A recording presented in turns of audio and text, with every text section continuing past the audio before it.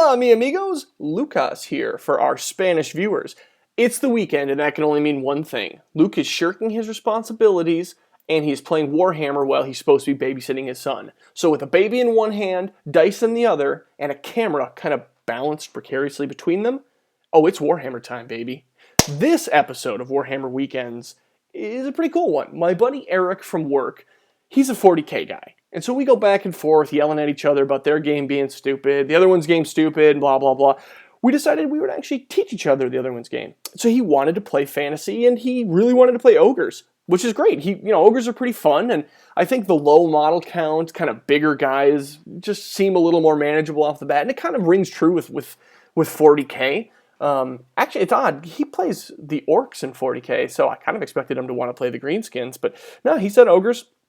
So I rolled up a little ogre list, and he also wanted to see my dark elves. I thought that was a pretty good dichotomy. You can see the fast and frail versus the slow but strong and tough. So I thought that was pretty good. Rolled up 2 lists, and he came over. He brought some mead from the Renaissance Festival, and we are ready to not get too hammered because, again, there's a baby in my hand. So here's the board. We're doing a pitch battle. We're not going to do anything super funky for game 1 here. And in fact, if you're watching this game, this is not like a super competitive secret list game or anything like that. We're talking through it. So he knows wargaming because he's played 40k quite a bit, but we're talking through all the new rules and obviously movement being like the most difficult change between 40k and fantasy and how important that is. So it's not super competitive. So if you're looking for that game, this isn't it. But ultimately, we still thought it'd be fun to make a battle report. And even though we know what's in each other's lists, it's a fun game. So I encourage you to watch it. So here's the board. It's a pitch battle. Nothing on the board is magical or wonky except for the 2 forests that are mysterious and the arcane ruins in the middle there. And if you're not familiar with those, if you have a caster within 6 inches, you can choose to channel 4 times with 4 dice. The downside is you miscast if you roll 3 6s. So couldn't be bad, but that's not going to be like the last game and have a whole bunch of frenzy that's going to change the game. This is Warhammer, so it shouldn't be too bad. So what did I bring? I have a Reaper Bolt Thrower. I have some Dark Riders and 16 Dark Shards just for some shooting. No Flaming Banner or anything. Rounding out the rest of my core, 28 Witch Elves. Yeah, buddy. Threw the Cauldron, the BSB on the Cauldron in the middle there because I like it. And it's going to be deadly and fun to see. And I'm hoping, he gets to get the appreciation for witches and what they can do. I didn't put my Supreme Sorceress in there this time. It's a little dicey, but I decided it's just the BSB and the Witches rocking this time. Next, a Charybdis on the left, because I need some high strength, and he certainly brings high strength. Also has better weapon skill than most of the Ogres. If I get lucky, he could do the Feast of Bones thing, so we'll see. Then Cold One Knights, a 5-pack with nothing really special on him. Then 20 Executioners in 7-wide formation with my Supreme Sorceress in there. Looks like I failed to actually label her there, but she's on the right side corner. She's in there because I want to use Power Darkness, and I put the Executioners over here because I'm across from the Mournfang, and I want them to chop them up, right? So we're explaining this as we go through, obviously. But Power Darkness now is going to boost them up. Yeah, they're already wounding pretty well with Strength 6, but Strength 7 gets through armor better. And they're not going to try to kill her every round, which is a bonus. So those are the Executioners. Then I've got 1 pack of Doomfire Warlocks, not wanting to be a total dick for his first game and bring 2, and then a second Reaper Bolt Thrower. What do the Ogres have? The Ogres have a 3-pack of Mournfang. Nothing really special with them. They don't have any Dragonhide Ban or anything like that. I forgot to mention, this is a 2,100 point game. It's a very weird number, but it's because I kind of just threw together the Ogre side, and that's what it came out with after giving a couple magic items out, and I was like, I'll just match that on the Dark Elf side. So, 3-pack of Mournfang, 1 Saber Tusk, 4-pack of Lead Belchers. Those guys are going to rip Elves apart, and I did not want to give him 2 of them. I thought 1 was more than generous. He's got, what is that? Looks like 6 Ogres, just normal Ogre Bulls, a BSB and a Butcher in there. The Butcher's a level 1, paying the Butcher tax for the Ogre lore. He has Brain Goblet, so he can trigger a Panic Test, which actually isn't that bad if you get it in the right situation on Elves. Then, he has Iron Guts. Now, I chose to bring 6-pack. Was it 6 or? No, he's got 1 in the back there. So it's an 8-pack of Iron Guts.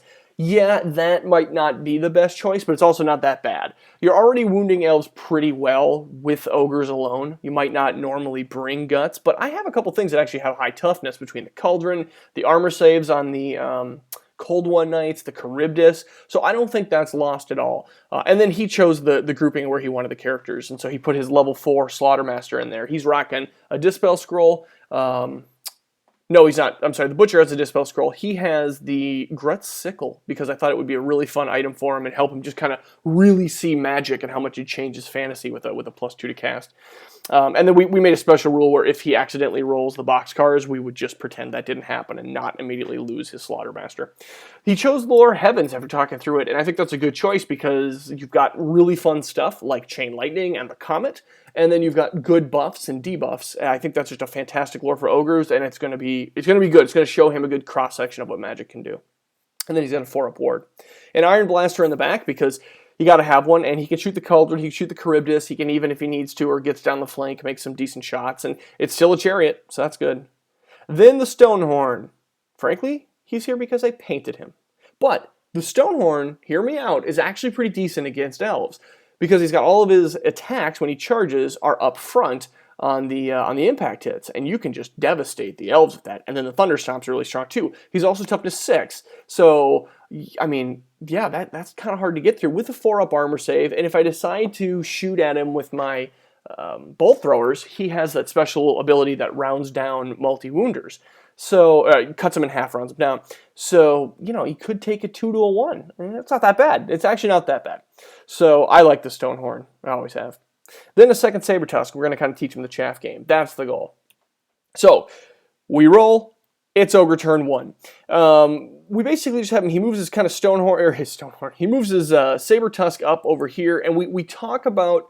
We're spending a lot of time talking about, hey, movement, panic test. I can shoot him. So you might want to keep him away from everyone. And he opted to put him in the middle because he's got the reroll and the BSB nearby. He's not worried about this guy getting panicked, and he's just kind of being up front. Then the Stonehorn moves over here, and it's just kind of getting ready. I didn't really have a good picture of my Vanguard, but you can see I'm just right up here. He passed his frenzy, so he doesn't have to charge me, and he's just moving up, keeping his angles open so he can decide what he wants to do next turn. More movement here. He just kind of just starts running up the front, and yeah, I'm starting to feel the pressure already. I learned from my last game, so I didn't crowd the line this time with all my Elves. I'm actually kind of far back, which is nice. He did not march with his Lead Belchers because he's going to move them into the building. Oh no, he wanted to shoot this turn, and then he's going to move them into the building next turn, and that's going to be bad for me.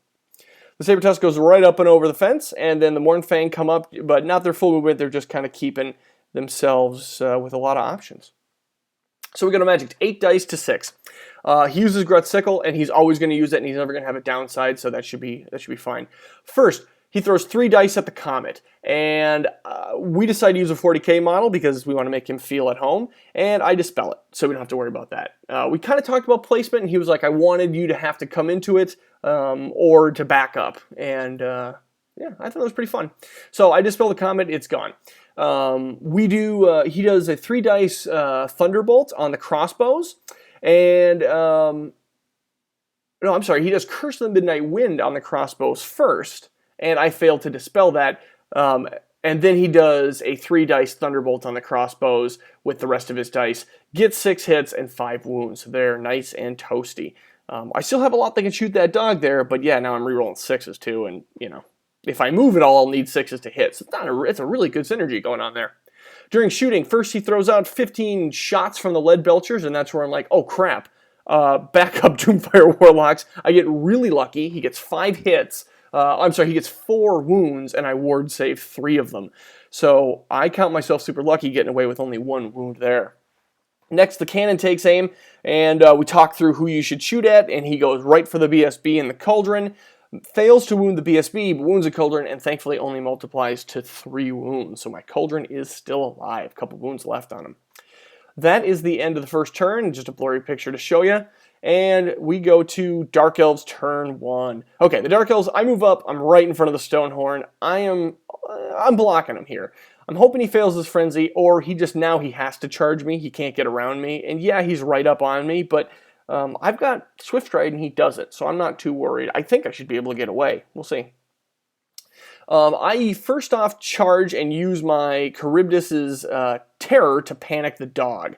He panics and he stops right in front of the Mournfang, which is actually really good because Mournfang are leader 7.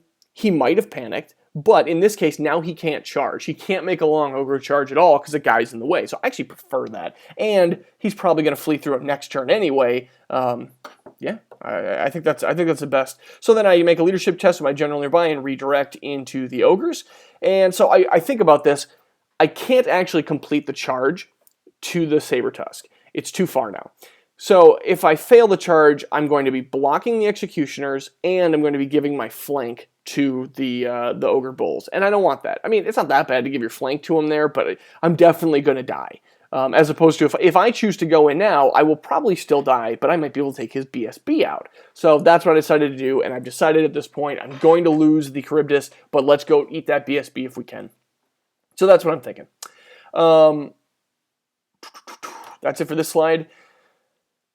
So the witches moved just up like 2 inches, inch and a half or something to get within an inch of the crossbows. And I did that because when I get charged, if I flee, I can pop through and I have room without going off the board. Plus, you know, he can eat those crossbows all day because then here come the witches. I'm fine with that.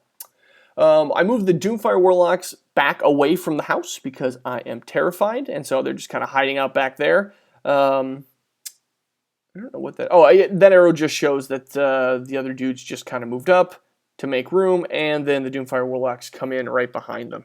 We go to magic. So it's 10 dice to 6, and what I do first... So I've got a couple spells. I level 4. Power of Darkness, Word of Pain, Blade Wind, Soul Blight, and Chill Wind. Okay. First thing, I don't have the Sacrificial Dagger. So the first thing I do is do 2 dice of Power of Darkness. That goes off. He lets it go. We talk about all the benefits, and I get 1 die back. So I'm 9 to 6 down. But I am +1 strength, which is not wasted if I was in a bunker. This is pretty good, because if he decides to charge in somewhere, yeah, I would like that +1 strength. So I'm happy about that. Next, I throw 3 dice at Word of Pain, and that draws his Dispel Scroll. I had a really big roll, and so he's like, Dispel Scroll, I don't want that. Okay, no problem. I wanted Word of Pain so that I would, you know, I juiced it up. I couldn't really debuff their weapon skill anymore to make it easier for the Charybdis, so it was just going to be to debuff their strength and initiative, so the Charybdis, you know, really just hopefully doesn't die. But he Dispel Scrolls that. Next, I have the Doomfire Warlock, so 3 dice at Soul Blight, and he dispels it with his 4 die. I think he's still got a couple dice left at this point, but that's dispelled as well. So then next, I throw my last 3 dice at Blade Wind. And Blade Wind is the weapon skill test, or you take a wound, or take a strength 4 hit, I believe. So that goes off. I get an Irresistible Force on 3 dice. So first off, do a bunch of damage. The Butcher takes a wound, and I do 1 wound to one of the Ogres, which is not that bad. But I had a double, so Spiteful Conjuration, the lore attribute, says roll a bunch of strength 1 hits, no armor saves. He had made a bunch of armor saves to failing the weapon skill test, which is why he only took 2 wounds here. Now that goes off and does 3 more damage. Like it kills an ogre. It's like Spiteful Conjuration. I didn't think it was going to do anything, but suddenly it's, you know, with no armor saves, man, it's just anytime I can roll a 6. So I got pretty lucky there.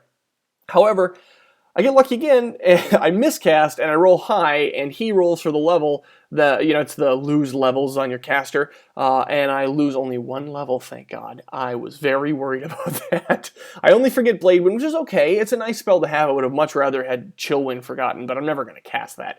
So I feel like I got off really lucky this turn, and actually did some damage. Did not successfully debuff the Ogres with the Charybdis, but I think this went pretty well.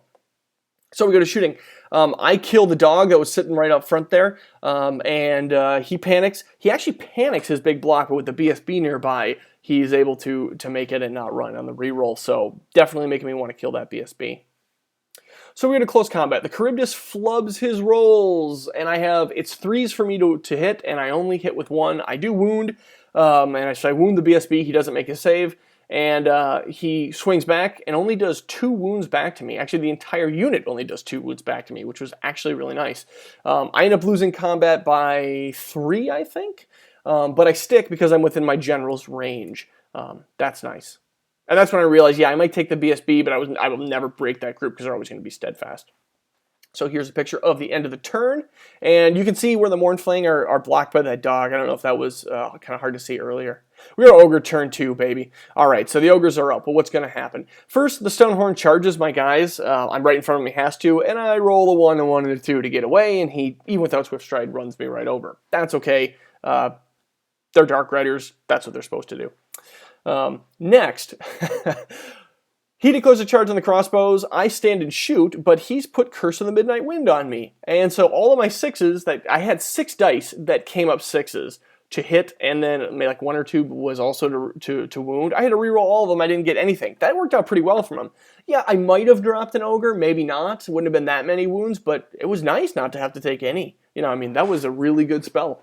So he rolls distance and he gets an Ogre charge, and I'm pretty sure there's not going to be any crossbows left to swing back, because that Ogre charge is going to be nasty. His dog fails to rally and runs through the Mournfang, who make their panic test, and then they just move over. They don't want to come in on me right now. It's a long charge, and I have not Word of Power. Whatever that +1 strength spell is, Power of Darkness. I have that up. So he decides just to garrison behind the fence. He's like, yeah, we talked about it. If you charge over it next turn, you're going to take dangerous terrain. But if I decide to go at him now, I have a -1 to hit, and that could be really good for him. So I thought that was a pretty smart move. And he's used to using terrain like this in 40k. Like this is what they do. So I thought it was weird. I never would have considered doing that, but I like it. It's pretty smart. So his lead belcher's going to the building, and that is going to frickin' hurt for me because, yeah, he's going to have 360-degree line of sight on me and going to be able to shoot all he wants, and I'm going to have trouble assaulting that. So I think that's a really good move, and that's where we're all going to be fighting, it looks like. So, yeesh. We go to Magic. Okay, it's a small phase. He rolls 4 dice, I get 3. First off, he uses the sickle, of course. He does Harmonic Convergence on the Gut Star, so now they're re-rolling their 1s, which is pretty good. He throws 2 dice at it. Actually, I take that back. He tries to put Harmonic Convergence. So he has 4 dice, like I said. He goes 2 and 2. First off, he tries Harmonic Convergence, and he rolls a 10. With his +6, there's no way I'm dispelling that. So I use my Dispel Scroll. Okay, cool. I'm thinking, I'll Dispel Scroll that, and he won't roll that high on Curse of the Midnight Wind on the Witches, so I'll be good. So then he throws off Curse of Midnight Wind on the Witches, and rolls a 10 again. And I'm not able to stop him, so he is re-rolling his 1s, and I am re-rolling my 6s. And that's really good for him, because I'm going to have a lot of 6s when we go into combat. I'm Witches, and I have Poison. Poison's going to be good for me. So hopefully I will still pace them. I think it might be good, but yeah, that was a good phase for him. We go to shooting. He put 16 shots on the Executioners at short range now because they were right up there. That's bad placement on my part. Gets 10 wounds, and I panic. Run through the Doomfire Warlocks, and they don't panic, which is nice. But now I have to rally, or I'm definitely going to go off the board. So we go to close combat. The Ogres don't fail fear versus my Terror on the Charybdis this time either. I throw attacks at the BSB, and I manage to only hit twice, even with 3s, but both of them wound and kill the BSB. He's dead thanks to the 1 wound that was caused by Blade Wind, so I'm very happy about that. BSB is dead. So then he looks back at me. He has 18 swings back at me. I'm like, okay, here's where the Charybdis go. Here's where he dies. Only 3 of them hit. He's got 4s. 4s. Only 3 of them hit. He only lands 1 wound, and I armor save it. Charybdis holding them up. However, I lose combat by 1 because it's he has a rank and a banner, and I did 2, and he has a musician. So I lose and get run down. So I was very cocky and laughing, and then got run down by Charybdis. But that's okay. I was planning on losing him anyway.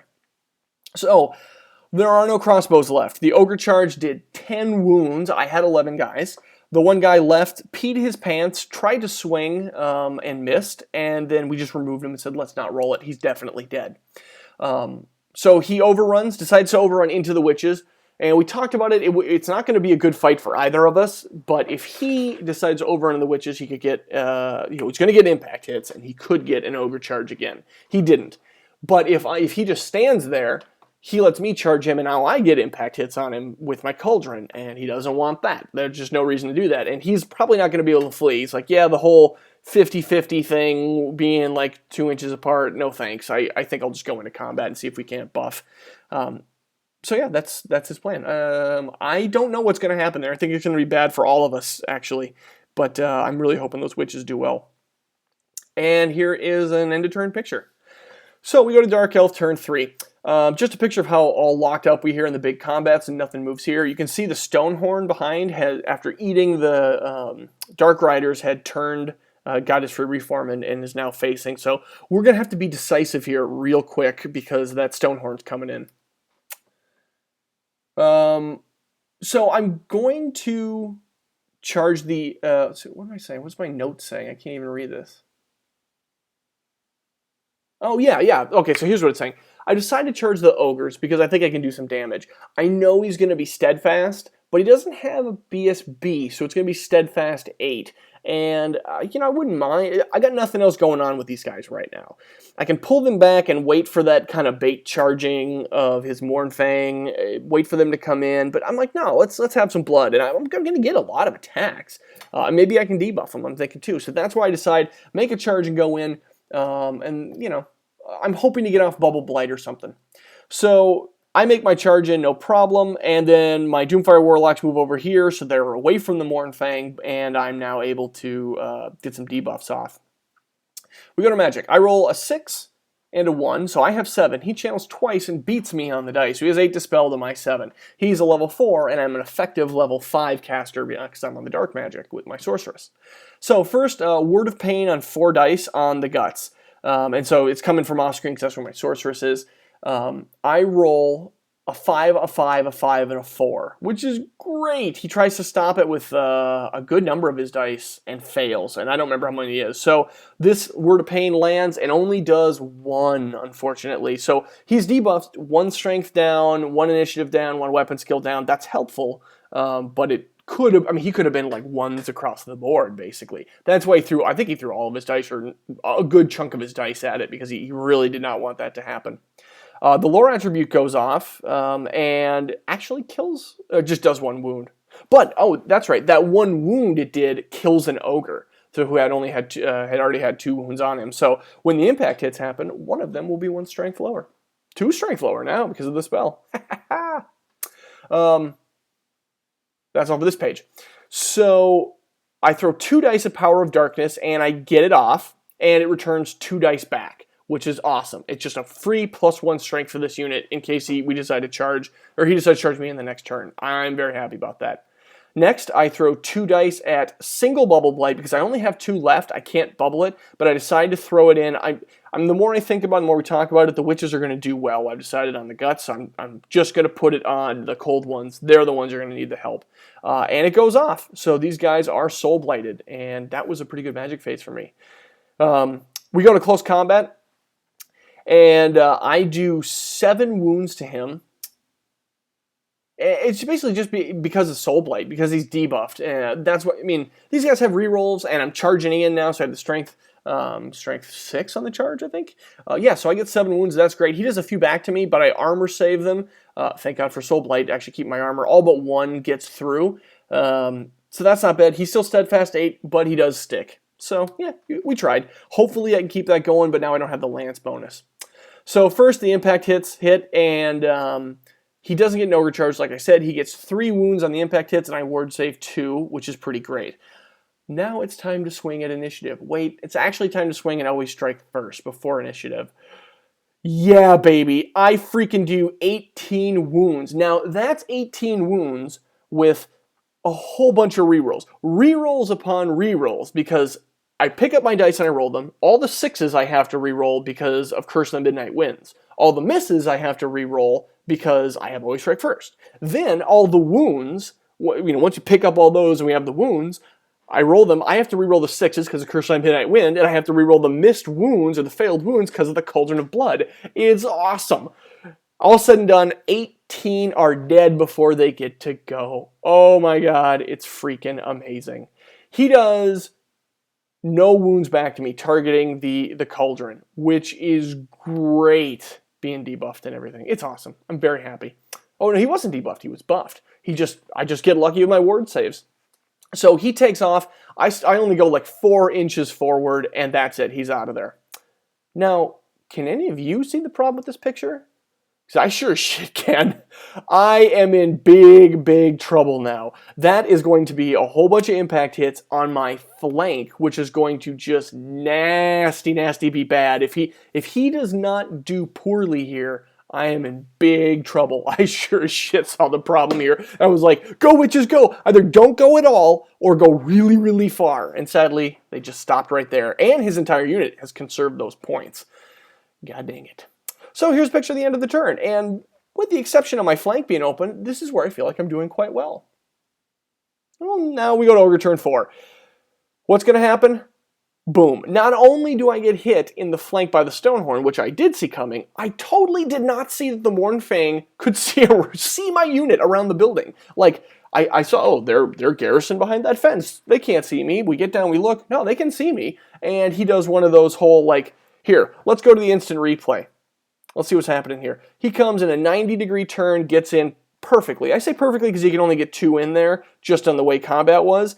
But basically, the official ruling is too many men in my flank. So even with all the charges, I get a little bit lucky because his now needing Snake Eyes to rally, his General and the Gut Star are now still running, and there's no reroll. So I'm hoping they go right off the board. So we go into Magic. It's 10 dice to 6. And he basically has a bunch of dice he can't use. He has one level 1 with Panic. So he throws it to try to panic my Warlocks, and I throw all my 6 dice, and it's a level 3, or it's a level, yeah, it's effective level 3 on my side because I've lost 1 level on my General. To his level 1, I was able to dispel it. And it was even rolling too. It was just came down to the level of the caster. All right, so we go to shooting. The cannon tries to kill a Brolock because that's the only one who's really, like, you know, not tied up in combat. Hits, wounds, but I end up ward saving it. The Leadbelchers shoot the Executioners, who had rallied. I don't know if I forgot to mention that. They had rallied, because he was casting spells. He rallied. Shoots him, and it's 13 shots and only 5 hits. I got pretty lucky. Only does 2 wounds, so I don't have to worry about a panic test there. That could have been way, way worse. We go to close combat. The Mournfang only get 3 impact hits. It's terrible, and I armor save every single one. So then I go, and I kill an Ogre. Only doing 1 wound here. Just, you know, like, he's debuffed. He still has Soul Blight, but I'm down to Strength 4, and I just didn't do too well. So I only do 1. It does kill the Ogre in the back, but it is still only 1 wound. And then, let's see. Yeah, so now I'm in trouble, right? I'm like, here we go. The Mournfang are going to get to go. He only has 2 Mournfang to get to attack, but it's still 2 Mournfang to get to attack. So he has 14 attacks on me hitting on 4s. He only hits once. And I armor save it when it wounds. Out of 14 dice, only 1 of them was 4 or higher. Oh, now I feel bad. He only does 1 wound to me from the Ogres in the front as well, and I armor save it. So literally, it comes down to combat res and 1 wound on my side. I lost because of the flank, and that was it. Like, we both had banners. He would be steadfast, but yeah, it's just because he's in my flank. But I stick. Thank God. I stick on my own, you know, leadership because actually, I think their leadership's higher than the Generals, isn't it? Well, anyway, I stick being only down 1, but I couldn't believe it. We were laughing and having a good time, but he's like, I don't know why I have these stupid Mournfang. They're not doing anything. I'm like, dude, they should totally be doing something at this point. It is not the Mournfang's fault. So in the close combat on the right, he slams into the Witches. Sorry, I don't have a better picture of this. He gets 5 impact hits, but I ward save 2 of them, so I only take 3. Now, I have 4 Witches who can swing back after I fill the gap there and kind of step over. One of them is a champion. So I get rerolls for hits, but I'm still rerolling my 6s because of Curse of the Midnight Wind. And I swing at him, and I end up doing 11 wounds to him. He picks up all 11 dice. He's like, oh my god, these Witches are insane. He makes 6 armor saves. He has 6 wounds, and he's only taken 5. That's huge for him. He goes to Thunderstomp, and he flubs it. I think he only got 1, and I ward saved it. I win combat by exactly 1. He would have had to do 2 more wounds, but had he not, like, just gotten really unlucky, and I gotten really lucky with 4 Witches took him out. Like, what's going on there? And they're in the flank, right? Had he not gotten unlucky with a Thunderstomp or gotten more than 5 impact hits, it was 3d3, and then Thunderstomp, he probably should have done good, plus in the flank. I mean, if that had gone the other way, he might have broke me. I mean, I'm leader, what is that in there? Yeah, leader 8. So he might have broke me. Instead, he loses by 1. That puts him on a 6, and not rerollable or anything. He breaks, and I run him down. I don't have a good picture of that. The next picture I have is right here. So this just shows, this is like Dark Elf turn. Yeah, I don't have a good picture of it. That was a spoiler. So I run him down. I'm frenzied. I have to chase. I run him down, and my witches are kind of off on the right side. That was crazy. That was one crazy turn. Like perfect slam in for the ogres, and nothing comes of it. And I'm trying to convince him. I'm like, dude, this can just happen. I'm sure it happens in 40k too, but you didn't do anything wrong here. This is just bad luck. All right, so now that the craziest turn ever is over, let's go to Dark Elf turn 4. Okay, so here's what's going on here. I charge my executioners into the flank because I'm sick of being shot and they can make it. So now let's do it. We're going to charge into the flank, the Mornfang, and that is going to be pretty nice for me, I think. I need to get, I still have to go through a 1-up armor save, but I still think it's going to be good, especially if he keeps rolling like he is. You can see I reform my witches, swift reform my witches, and then move them back toward the middle. Yeah, but that's basically it. And then my Doomfire Warlocks just move up right here, and they were going to do this so I can get off a Bubble Blight and have all the options in the world if I want to charge or do something later. We go to Magic at 6 dice to 5. First off, I cast Power of Darkness on 2 dice again because I don't want to ruin my Magic phase. It goes off, and it gives me 2 dice back, which is pretty nice. So I've just got a free +1 strength for this. I'm happy about that.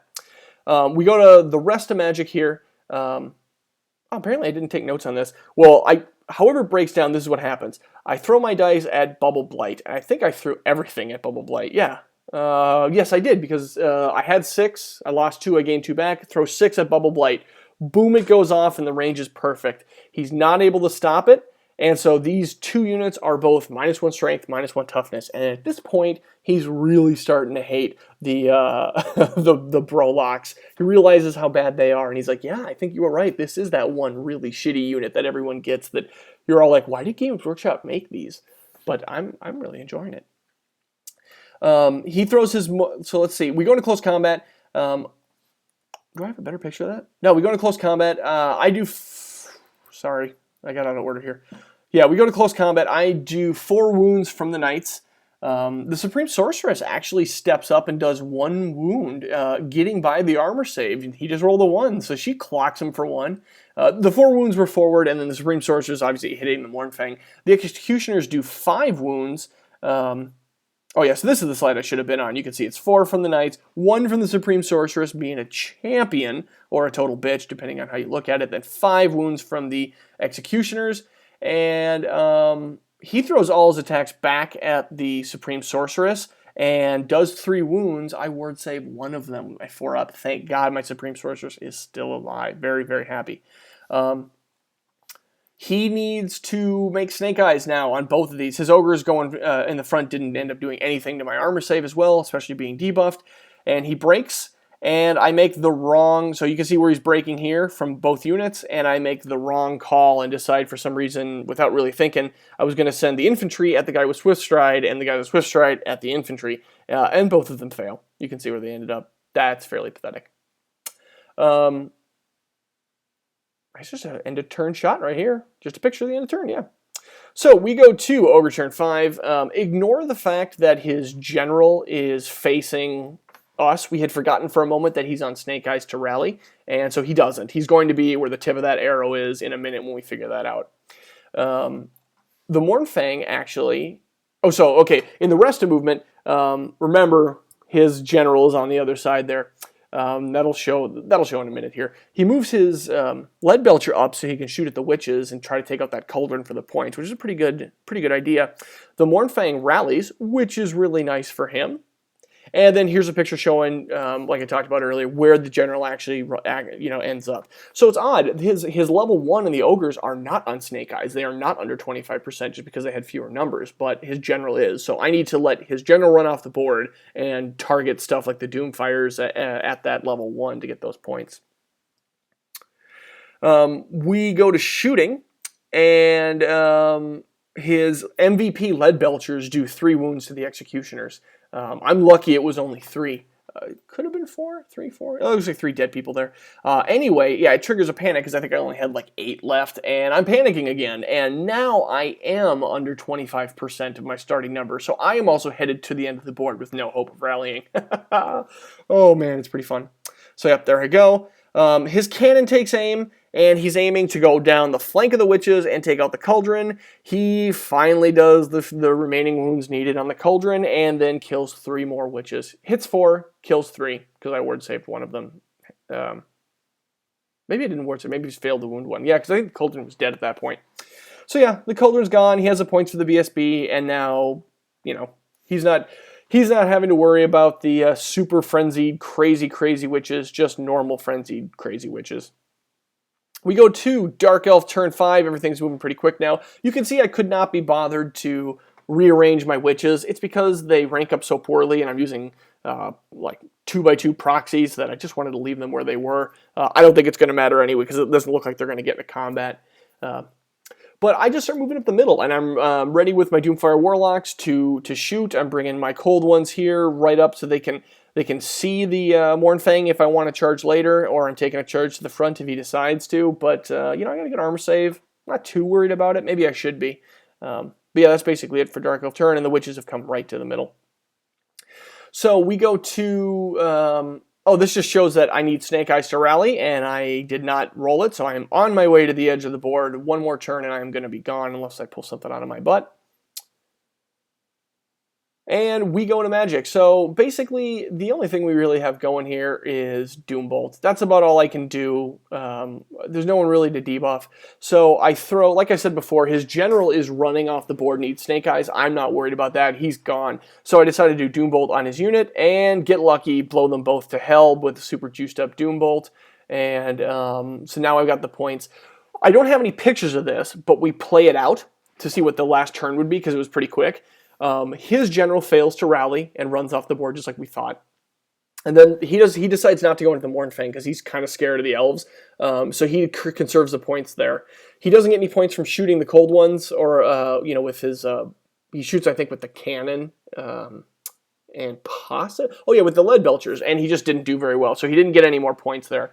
We go to my turn. I decide not to charge either because I'm actually worried that I might get, I don't know, something bad could happen on that Mournfang. So I let that go. I toss a Doombolt out, and I'm not able to really to kill the lead belcher with it, but that's all I can do. And my general runs right off the board. So at the end of the game, we both killed each other's general and everything. It comes down to 1687 to 1527, a minor victory for the Dark Elves. And it was a pretty damn fun game. It was a really crazy game, and I felt that was exactly what he needed to see about Warhammer, just in case 40k is like this balanced game where nothing crazy ever happens, because it's exactly what should happen. Like, I was having to talk him through that, no, when you hit me in either of those flanks, I should have been dead. I should have been dead here, and I should have been dead on the witches, and I should have been dead on the cold ones. You did just fine. And so we talked it through, and it was really, I think he really liked how magic, like, drastically affects the game both ways.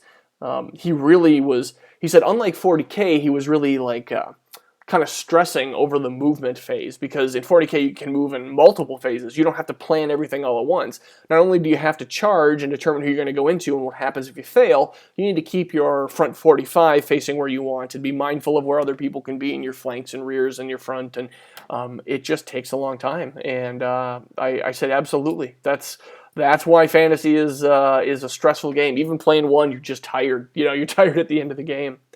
So it was really fun. I was glad he got to play the Ogres. We had two, you know, relatively painted up armies that are working together. So it was a good, fun little, fun to watch and a fun game to play. And he was a great guy. And even though it ended up, there was a lot of times where it did not go in his favor, it was the barest of victories for the Dark Elves. And that's fun when you both walk away and you feel like it went bad for both of us. And we basically could have gone either way at any point.